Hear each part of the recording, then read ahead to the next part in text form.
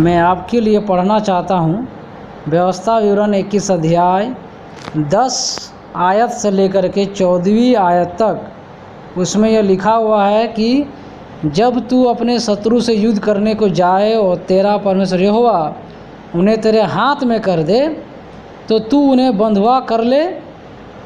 और तब यदि तू बंधुओं में से किसी सुंदर स्त्री को देखकर उस पर मोहित हो जाए और उससे विवाह कर लेना चाहे, तो उसे अपने घर के भीतर ले आना और वो अपना सिर मुंडाए, नाखून कटाए और अपने बंधुआई के वस्त्र उतार के तेरे घर में महीने भर रहकर अपने माता पिता के लिए विलाप करती रहे।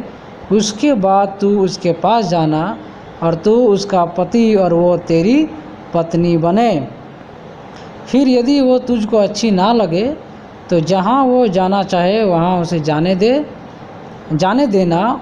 उसको रुपया लेकर कहीं ना बेचना, और तूने जो उसकी पतपानी ली इस कारण उससे दासी का सा व्यवहार ना करना। इस आयत को समझने के लिए आपको पूरा 21 अध्याय समझना पड़ेगा। इस 21 अध्याय में परमेश्वर बहुत से अन्य प्रकार के नियम और विधियां इजराइल लोगों को परमेश्वर दे रहा है।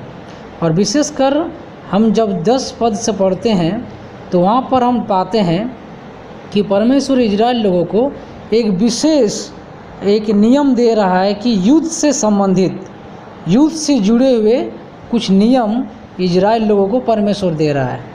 और वो नियम ये है कि जब वो लोग शत्रुओं से युद्ध करते थे, तो ये नियम था कि जब शत्रु से युद्ध करने के बाद वहाँ पर जितने सारे उसके जब उनको हरा देते थे, तो उनकी जो संपत्ति थी उन सब संपत्तियों को सब लूट करके लेके बंदी बना करके लेके आना है।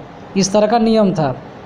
तो यहाँ पर परमेश्वर कह रहा है 10 पद में कि जब शत्रुओं से तो युद्ध करने को जाए, और यदि किसी को वहाँ का स्त्री, बंधुआ स्त्री को किसी को पसंद आ गया, तो परमेश्वर एक रूल दिया था कि अगर किसी को बंधुआ स्त्री अगर पसंद आ जाती है तो उसे वो शादी कर सकता है। तो उसको शादी करने के लिए क्या क्या नियम करना है, उस नियम को परमेश्वर यहाँ पर बता रहा है। तो कह रहा है कि यदि किसी स्त्री को तू देखकर उसको मोहित हो जाए और पसंद हो जाए, तो और यदि उसे तू ब्याह करना चाहे तो उसको आप ले आइए। ले आने के बाद फिर कह रहा है कि उस स्त्री को सिर मुंडवाना चाहिए, नाखून कटाना चाहिए। फिर कह रहा है कि जो स्त्री बंधुआ ड्रेस, मतलब जो वस्त्र वो वहाँ पहनी हुई थी, वो उसको उतार कर इजरायलियों का ड्रेस पहने। और फिर उसके बाद वो अपने माता पिता का कम से कम महीना भर विलाप करता रहे। ये सब बातें ये कहलाती है कि वो स्त्री पूरी तरह से अपनी पुरानी जो व्यवस्था है, जो अन्य जातियों की व्यवस्था है, उन सबों को पश्चाताप करके वो इजराइल की व्यवस्था को अपना रहा है और इजराइल के नियम विधियों को वो मानने जा रही है। इसीलिए ये सब चीज़ें को परमेश्वर ने बताया था।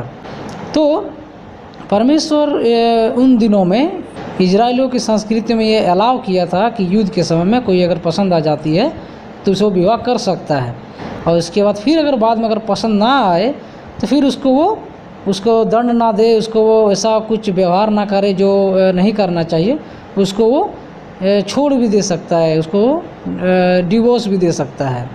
तो इस तरह का नियम था। लेकिन आज ये नियम हम लोग के लिए एप्लीकेबल नहीं है, क्योंकि जो नियम व्यवस्था थी वो विशेष रूप से केवल एक इजराइल लोगों को दी गई थी। ये हम लोग के लिए एप्लीकेबल नहीं है। आज ना कोई यूनानी रहा, ना कोई यहूदी रहा, ना कोई इजराइल रहा। आज हम लोग मसीह में स्वतंत्र हैं, और मसीह की व्यवस्था ये है कि कोई व्यभिचार ना करे और जो भी विवाह करे एक ही पत्नी का पति हो।